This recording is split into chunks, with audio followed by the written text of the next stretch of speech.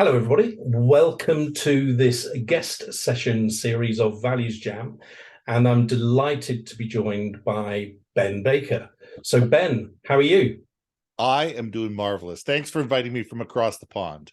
It's my pleasure. And to start with, Ben, why don't you just introduce yourself and the great work that you do? Yeah, I've been involved in communications for, oh God, over a quarter century now. I started off in direct mail, killing a lot of trees. And I was one of those people that shoved everything into your mailbox and had a lot of fun doing it. And over the years, it's evolved to brand and communication.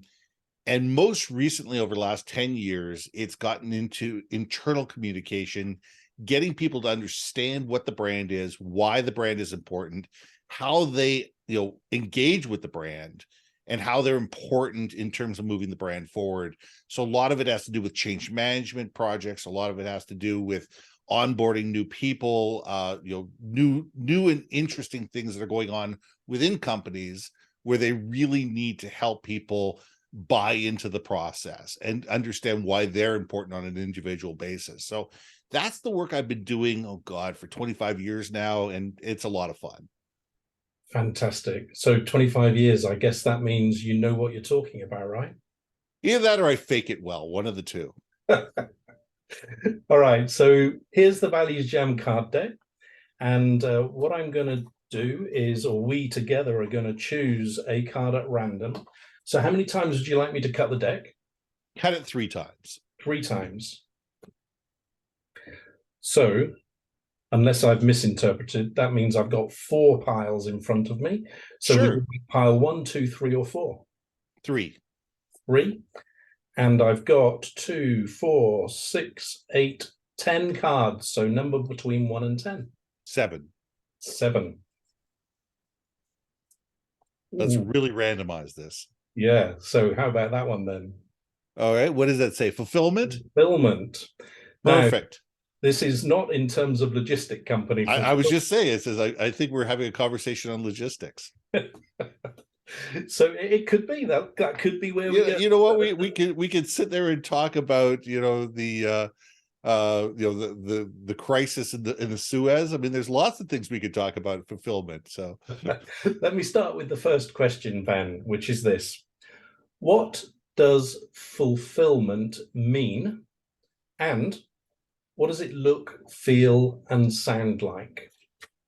well, I think we first need to determine whether we're talking about on a corporate level or we're talking on a personal level. And I think we'll start at a personal level and then we can go onto a corporate level. And to me, fulfillment really is a personal thing. It's, what are your goals? What are you trying to achieve? What are you afraid of? What are your aspirations, goals and desires? And when you can get to a point where you're at peace with all that, and you can sit there and say, you know what? I'm on the path to success. You may not be at success, but you sit there going, okay, I have a pretty good idea of where I'm going. And I go, you know what? Even if I don't get there, I'm okay with it. And even if I have to go left a little bit or right a little bit, I'm okay with that because I understand the goal that I'm moving towards. And I think for me, that's a really good definition of fulfillment because too many people are sitting there going, I'm not fulfilled until I do X, until I make X amount of money, I get this job, I do that. And you're always chasing that rabbit down the hole. And I think if we could stop chasing the rabbit down the hole and say that life is a journey, and if we're excited and curious about the journey rather than the destination, I think we're going to have far better fulfillment. On a corporate level, I think fulfillment comes down to, again, understanding who are you as a company? Who are you as an organization? What are you really achieving to be? There's so many people who don't feel they're going to be fulfilled until they hit that unicorn status, until they're at that $1 billion or $1 trillion status. I'm never going to be fulfilled until I get there. And the question is why? What does that number have to do with making you a great organization? There's lots of great organizations that make $500,000 a year. There's probably some that make less than that a year. If you are taking care of your family, if you're putting food on the table, if you're helping your clients, if you're enabling an employee or a series of employees to live their life and be able to do their things, that's pretty fulfilling. And as a company, we need to sit there and look at it and go, okay, what does good look like to us, and what does great look to us, and why? And I think the why is probably just as important as the what. And I think that that's where we need to look at in terms of fulfillment. Wow, what a brilliant opening, Gab, and you just opened so much up there. And the reason I kind of smiled just now was because while you were talking early on, I'd written down a journey and destination, and then a couple of minutes later, you said journey and destination. And I think for me, that is hitting it on the head, because for too many people, like you say, fulfillment is a destination that they're scrabbling towards all the time. Whereas I think of it more as a state of mind on your journey, like you said, and you might be striving for something, but be completely fulfilled in that, because you know you're doing your best, you know you're having some success, you know that you're having some setbacks. You, like you said, you're going to the left a bit, you're going to the right a bit in order to keep the momentum going, but you are content with the approach. Mm-hmm. And that's the key difference between those people that feel fulfilled and those people that do not. I'm tempted to ask you another question, actually, because early on you talked about goals quite a bit.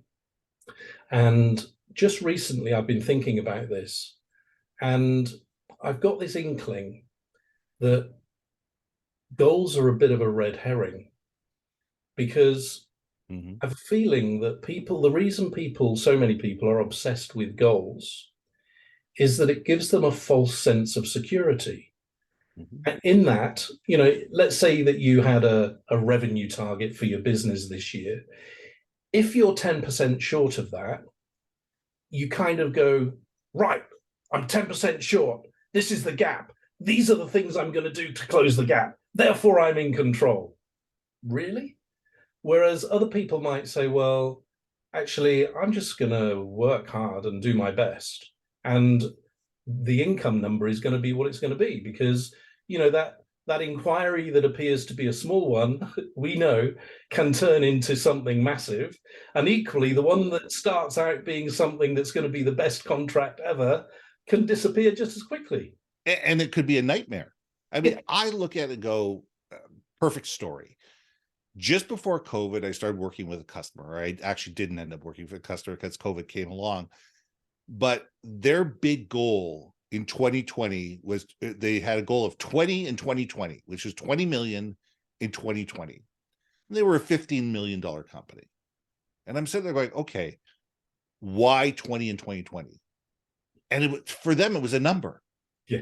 And I said, but here's a question. If you give your people a target of 20 million in 2020, what if they do it at 3% margins? And this guy looked at me with terror in his eyes.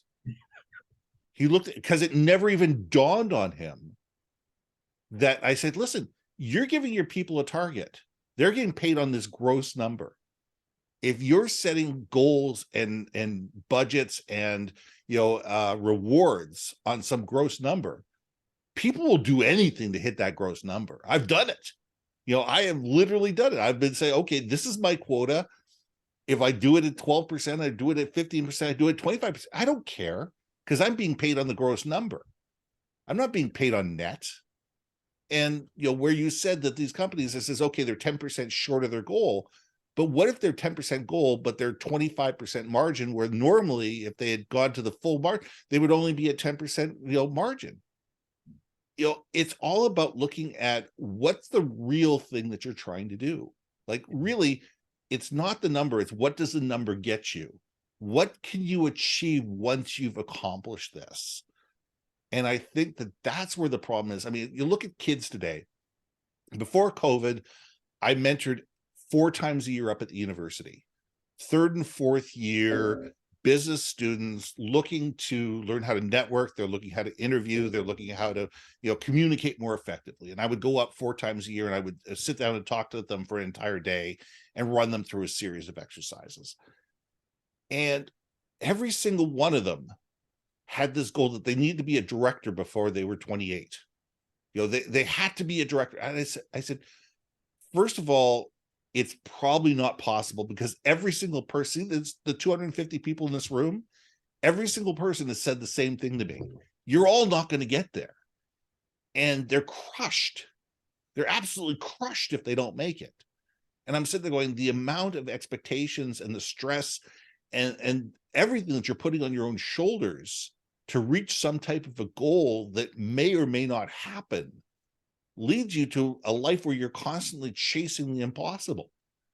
And I think that that's a life that has led to suicides. It's led to, increased sickness. It's increased to, failed marriages. God knows what it's led to, but it's led to nothing that's the success that people are aiming towards. Yeah. And this, we're kind of veering away, and we will come back to the metaphor thing shortly, but why do you think this is? Because it seems to me that our sense of fulfillment generally seems to be driven from the outside for many people rather than from the inside.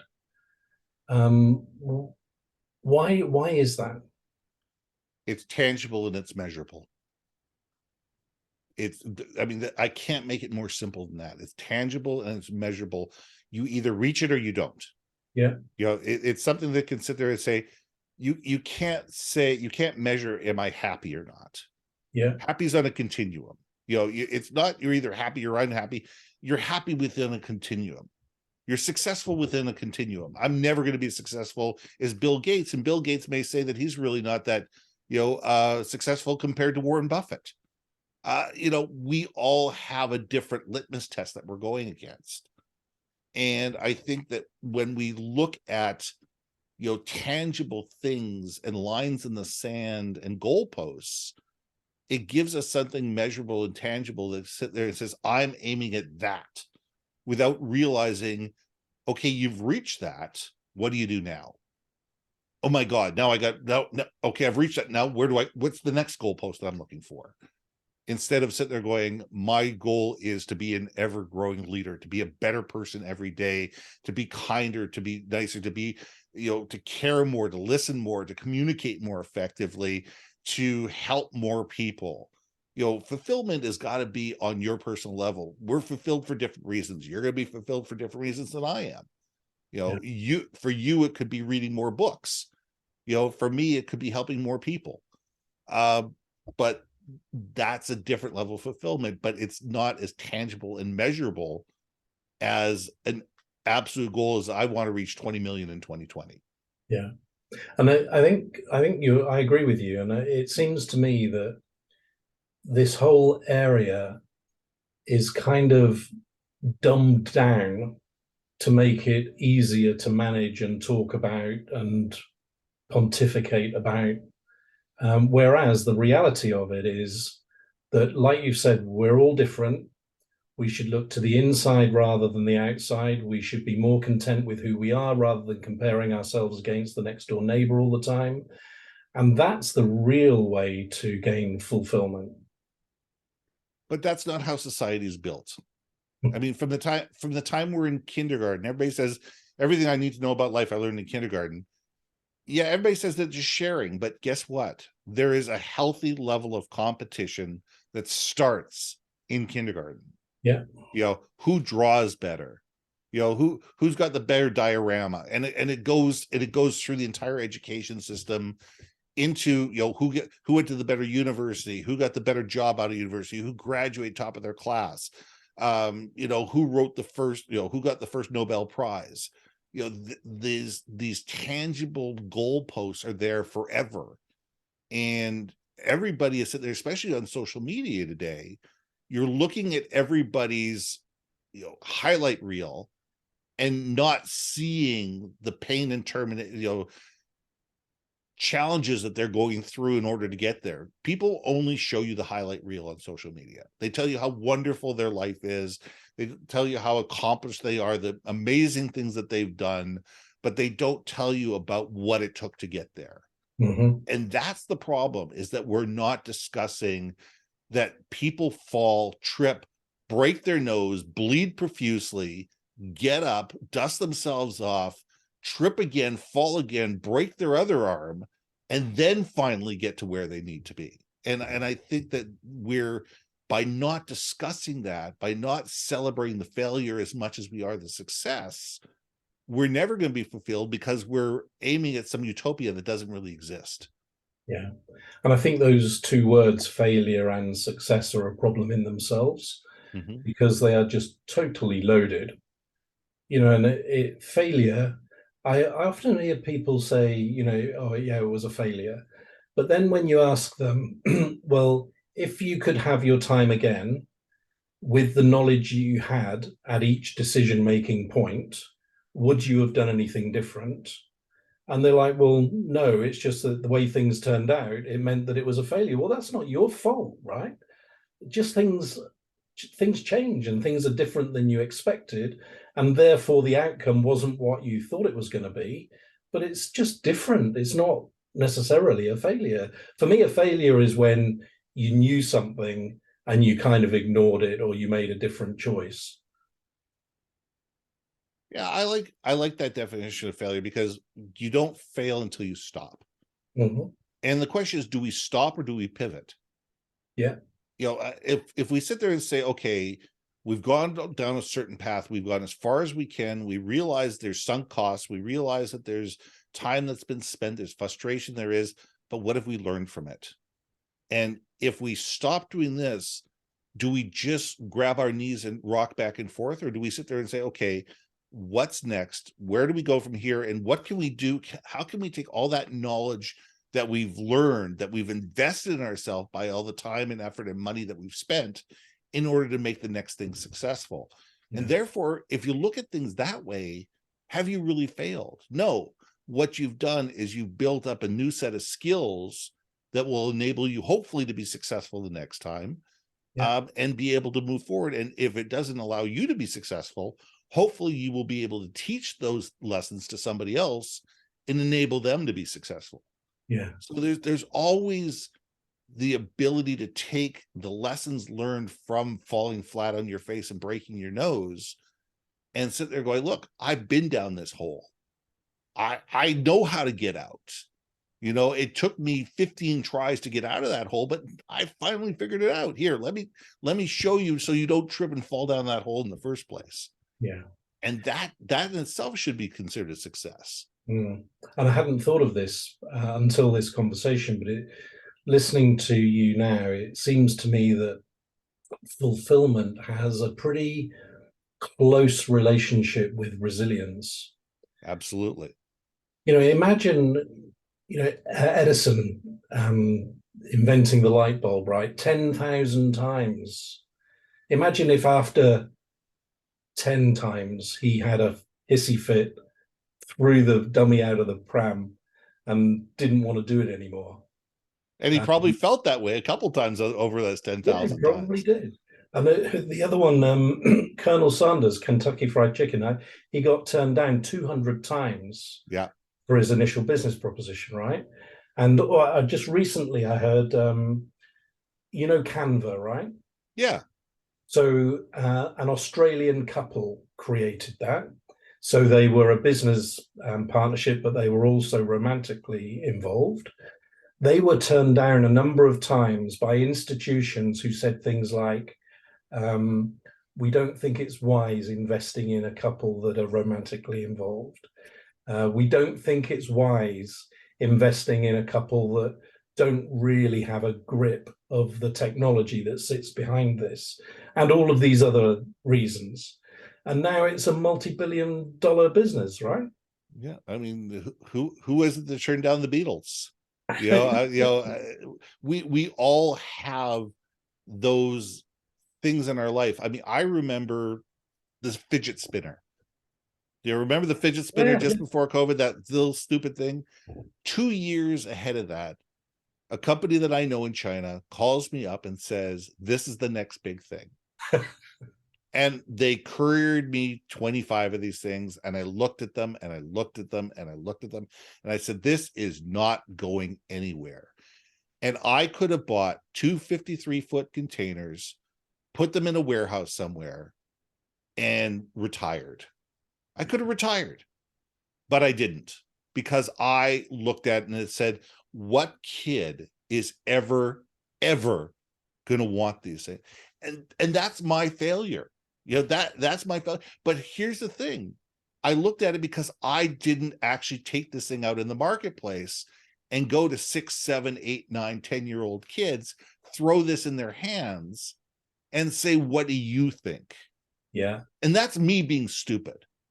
That's me being absolutely stupid. But I learned that lesson. I learned that lesson that, you know what, we don't know everything and we can't be all wise and all knowing. And this guy sold millions and millions and millions and millions of fidget spinners to somebody else. Yeah. It happened. That story, right? Okay, great story. And I think you're being harsh on yourself, because, you know, that imagine that guy phoning you next time and he says, right, I've got the next fidget spinner. And you say to him, yeah, I've learned my lesson, I'll take it. And you take all these toys and you got them in your warehouse and none of them shift. And they collect dust. Yeah. Yeah. And that could happen just as easily. Exactly. And right. I think the lesson learned is you can't be a one-person echo chamber. Yeah. You know, that's the lesson that we learned, and we're wandering way far away from fulfillment.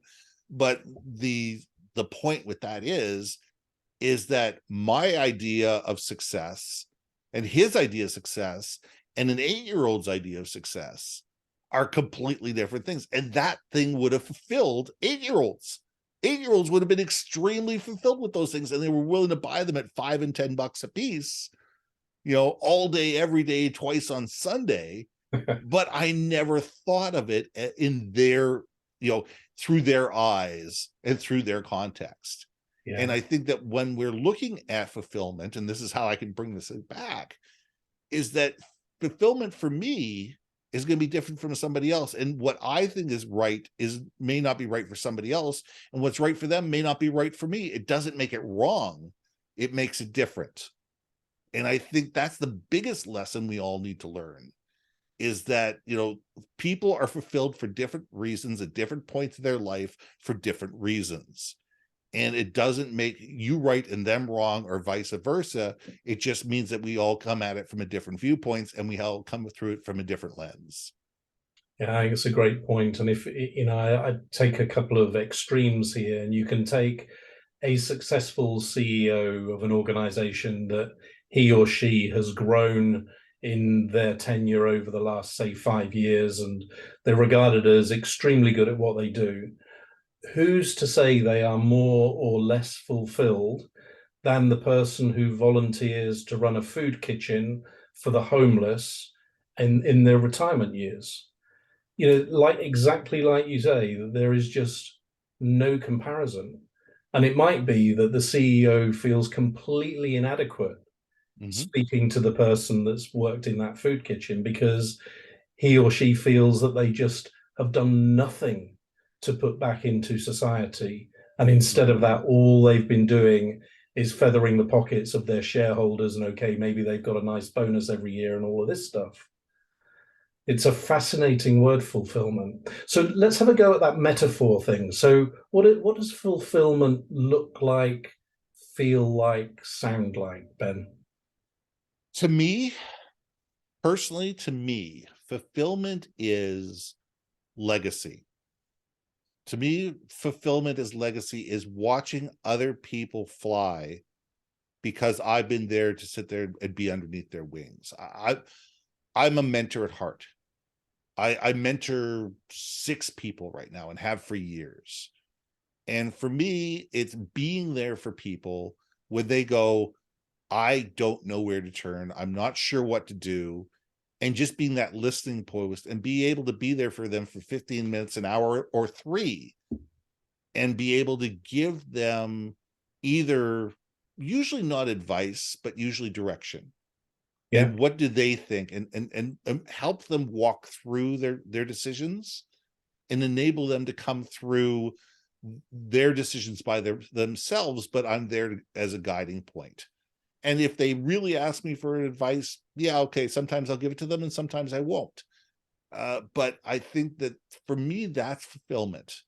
The fulfillment is watching other people do incredible things, and watching people grow as human beings. And that to me is fulfillment. It's going to be different from other people. Yes, money is important. There's no question about it. Yes, I need to make a certain amount of money in order to be able to pay my bills and put money aside and pay off my mortgage and have vacations and all that kind of wonderful stuff. Yes, my health is important, but for me, the number one thing is watching other people grow and watching other people succeed. That's my definition of fulfillment. It may not be other people's, but that's mine. Yeah. And I can resonate with this because I was talking to somebody the other day. Probably the single thing that I miss about not being in the corporate world is having my guys that report to me and helping them grow and seeing them do great things. And in the jobs that we do, we don't have those sort of relationships anymore. And I really do miss that. Although I'm now starting to help other consultants who are kind of either just starting up or whatever it is. So I'm thinking that maybe that's something that I can get back again.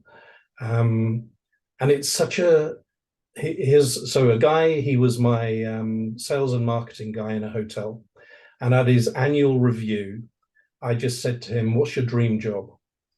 And he said, "I would like to be the opening marketing director for a JW Marriott somewhere in the world." So I said to him, "Okay, I want you to give me 3 lists of countries. First list is countries that you would definitely go and work in. List 2 is countries you definitely wouldn't go and work in. List 3 is would consider. You give me those lists. I'll introduce you to everybody I can, but then it's over to you and see what happens." Sure. 18 months later, he opened the JW Marriott in Cairo. And I'm getting a tingle down my back just telling you this story now. And I just remember being so thrilled for the guy when the offer came through and he took it. And don't get that so much now. I think for me now, fulfillment comes from creating value where there wasn't anything before. I agree. And feeling that if you weren't involved, other people might not have been able to achieve the same. So it's this kind of, and often that comes from putting dots together that who knows whether they should go together or not. I'll give you an example. But wouldn't you say that that's pretty much the same thing? It's taking that mentorship, where your ability to sit there and say, okay, how can I help this person get to this dream job that he wants to do? How can I help these people succeed? And now you're sitting there going, how do I help companies connect the dots? And I see a huge parallel between those two. And it's just taking it from, okay, I no longer have staff. I no longer have people that report to me. I no longer am sitting in the corporate environment, but how do I take that love and that passion of helping people succeed and take it to a different level? Yeah, you're right. I think that's really insightful, Ben, because like you just said, in the first scenario, it was just pulling the dots together, the same as what I've described now, just in a different way. So I think that's spot on, actually. And fulfillment to me feels like a smile, actually, a contented smile and warm inside. It sounds like that's that kind of And as to, the look, I suppose, is the smile. All right, so let's move on But to... here's a question for you, and I look at this. Do you think that fulfillment looks different at 20, at 30, at 40, at 50, at 70? For me? For you, for most people? Yeah, I think Richard Barrett's work in this area is fascinating, because he'll say that, when you're age 20, you're striving for the salary to be able to buy the house and maybe starting a family and really achievement oriented.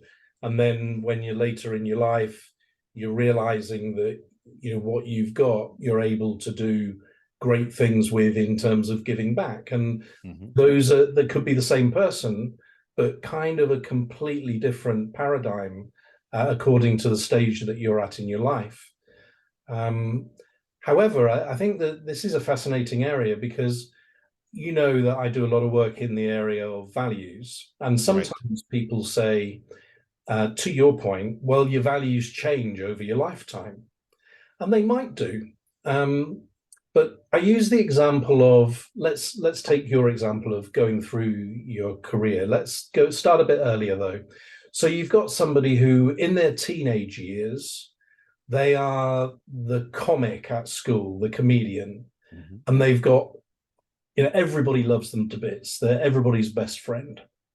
So you might think friendship is a core value for this person. Then in their 20s, they're a high flyer in the corporate world, and they get promotion after promotion, the youngest person to achieve their level ever known, and all that stuff. So you'd be saying achievement actually must be one of their core values.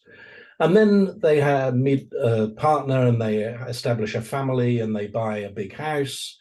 And so there you say, well, it's really about family. Let's say family is their value there. And we go on and on, right? Sure. Now, that might be true, but what about if actually it was their deep-rooted core value of security, or belonging, that was driving their behavior at each of those stages, but actually was consistent throughout?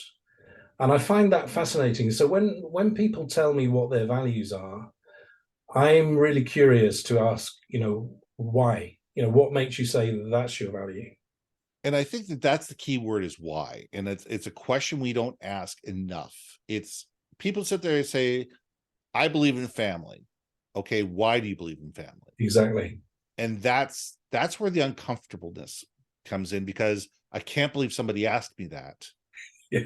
And now I actually have to answer why family is. It's like, if you go to any board of directors and you look at their mission, visions, value statements, and they've gone off on a retreat, and they've created this bucket list of words that supposedly emulate the company. How many of them live those words? And if you ask the entire board of directors separately to define each one of those words, would they define them the same? The answer is no. Yeah. Because they're going to define them in their own personal way. And the problem is that companies come up with these mission, vision, value statements, but they don't define the underlying why behind the what. And that's why companies' cultures are defunct and void, because there isn't the understanding of, what do you mean by belonging? What does belonging really mean? What does customer experience really mean? What does employees matter really mean to us? Yeah. And I think that that's where a level of fulfillment in companies, is challenging, because we look at it, we sit there and go, okay, how does this relate to me? How does the mission, vision, values, how this company relate to me, and why do I matter to these people? And if you can't answer that question, why are you going to be engaged? Why are you going to stick around? Why are you going to work hard? If you can't understand why you're being fulfilled within this company, why do you have any alignment to it whatsoever? Yeah. And I think what you're uncovering here is, we were talking about how goals really are not the way to fulfillment. This is almost the antithesis of that. So I might suggest that if you have crystal clarity around your purpose and your values, or your why and your how, irrespective of the goals or whatever it is, if you're clear about those things and you're working closely with them day in, day out, you will be fulfilled. Absolutely. Absolutely. And here's the thing, KPIs and OKRs mean a heck of a lot more if we understand the why behind the what. If they're just, if you just need me to do something by such date, maybe I'll get it done, maybe I won't. If it doesn't happen, well, what's going to happen? I'm going to get yelled at. Okay, well, wait a second, I'm going to get a couple extra days to do it. Somebody's going to get frustrated with me. Big deal. But if people understand that I need to get this done because the customer needs to have this so they can go off and try to get $100 million job, and we're an integral part of this, and if they get the $100 million job, that means $30 million for us, which means we can buy more equipment, we can do better training, we can hire more people. Then all of a sudden there's an alignment to that, and there's personal fulfillment when that's done, because they sit there and say, okay, I did this for a reason. Yeah, and you've given me a segue into this next question, Ben, which is, when have you experienced fulfillment? I have real fulfillments when I see something come together. When I see something come together, when we've built a strategy, we've got buy-in from all the key players, all the stakeholders, and all of a sudden, whatever we were trying to achieve, we were able to achieve, and realize that there was pain and suffering, and there was messiness in the middle, and and there might have been a little bit of yelling, and there might have been a little mistrust in the middle, but in the end, everybody came together. Everybody was lockstep, and the project happened, and it happened successfully, and then we all celebrated together. And I think that that's the big thing, is when you have that kind of stuff. And it doesn't happen often. It really doesn't happen that often. But when it does, it's an amazing thing. Well, we're so close in this. So you said it doesn't happen very often. So what I'm thinking of is my time when I was in event management with InterContinental Hotels, and I worked at the Park Lane, the Intercon on Park Lane in London. And we had just the best events team that you can possibly imagine. We were lauded as the best venue in London. We had just great people. My boss at the time was fantastic. And I remember event after event after event where you'd be, a lot of the time these were big events. Sometimes they were from overseas. Other times they were major conferences. And we did spectacular things like individual hot chocolate souffles for 300 people. Wow. Stuff like this, Yeah, which is, if people don't know what that takes. Yeah. The logistics behind that, I mean, here we go, fulfillment and logistics. I knew we were going to get it in there somewhere.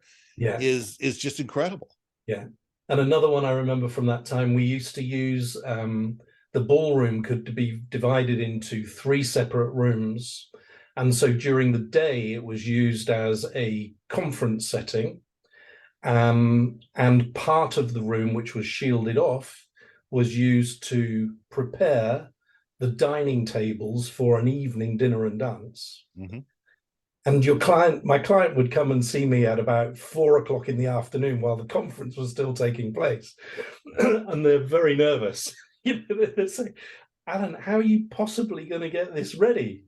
Don't worry, we do it all the time. We do it every single day. Yeah. And then you just, as soon as the people leave the conference, the screens come back, the tables that are set and have been stacked are put into position, the dance floor's put down. And at the end of the evening, I just remember people saying, like 1 o'clock in the morning, that was the best event we've ever had, and my boss is thrilled with me. Yeah. And that was fulfillment for sure. Absolutely.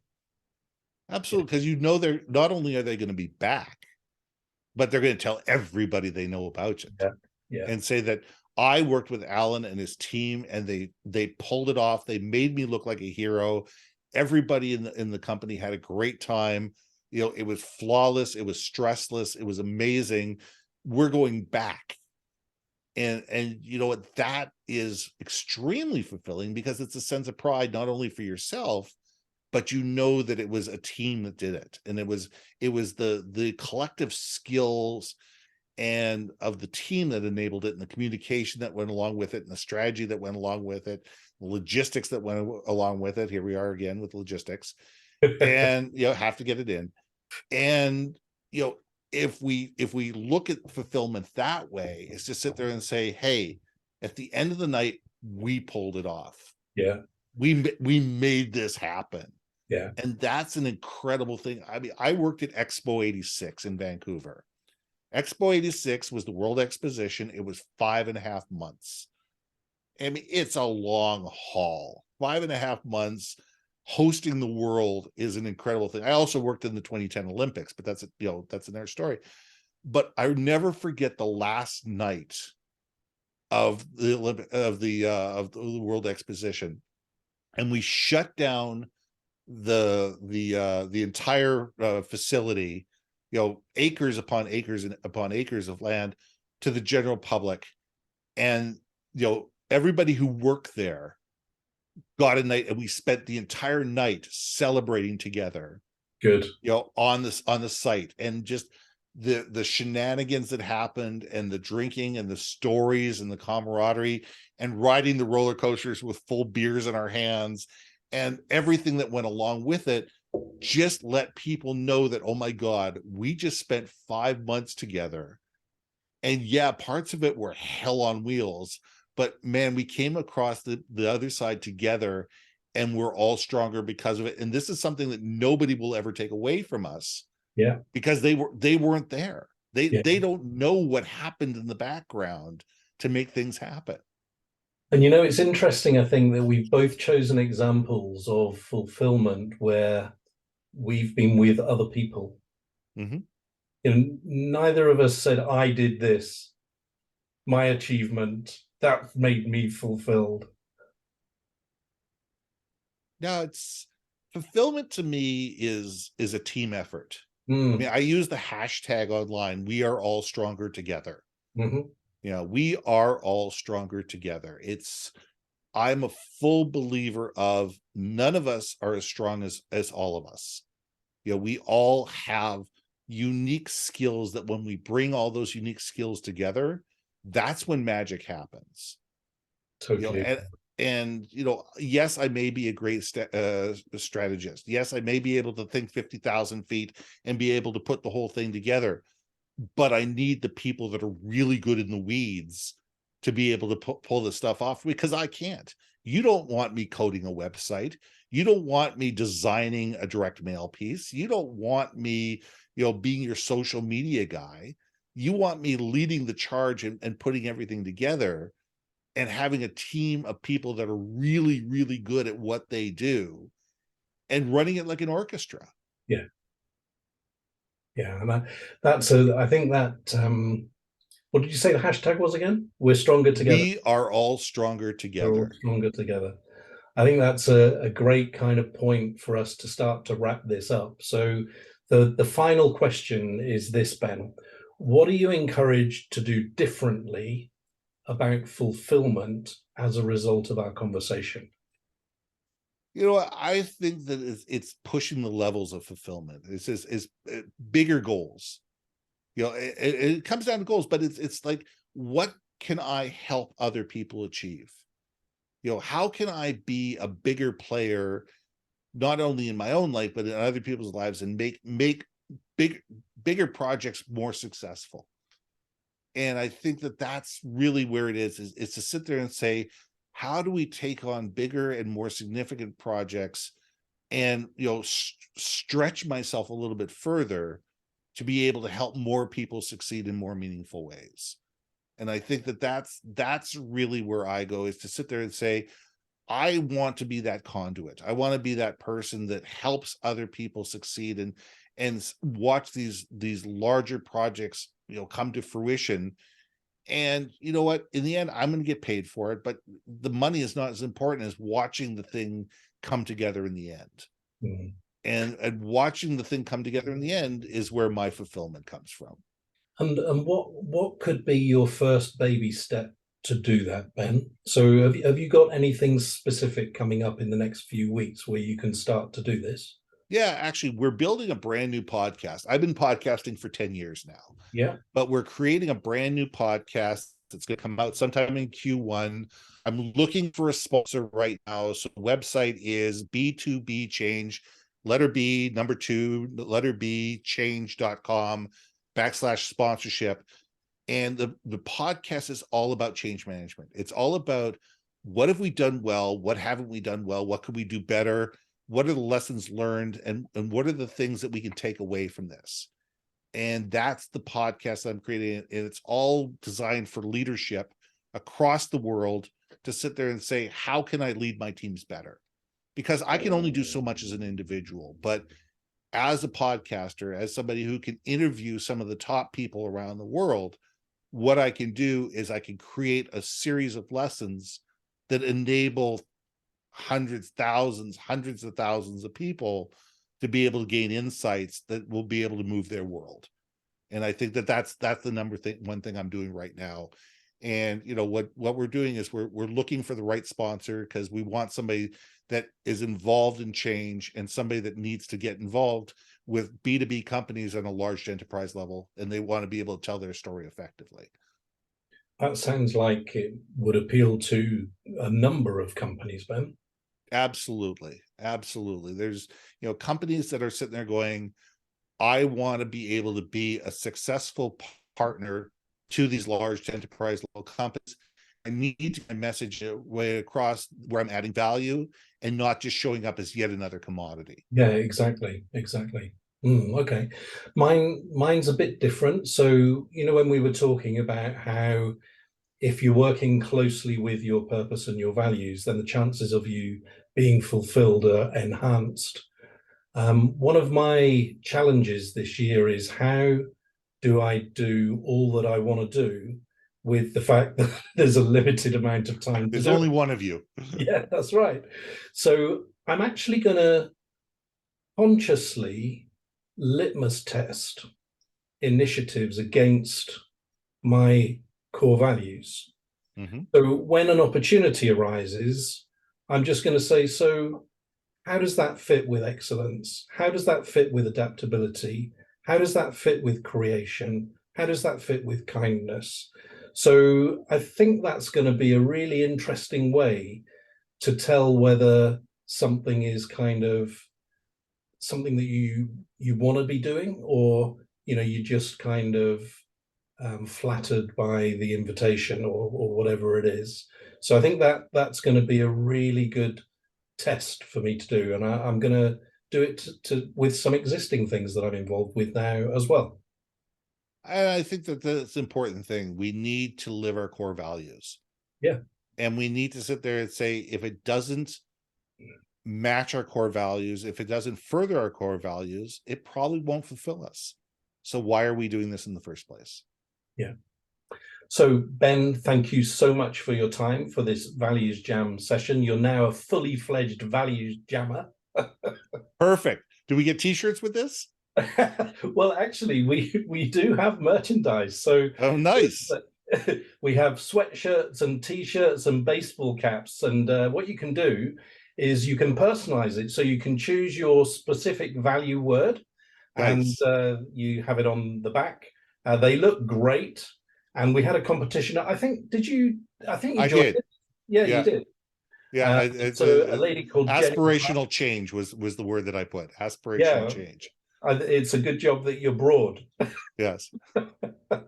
Yes, I do have great big shoulders, so hopefully it will fit across the shoulders. All right. Cheers, Ben. Great to see you. Take care. Thanks for having me.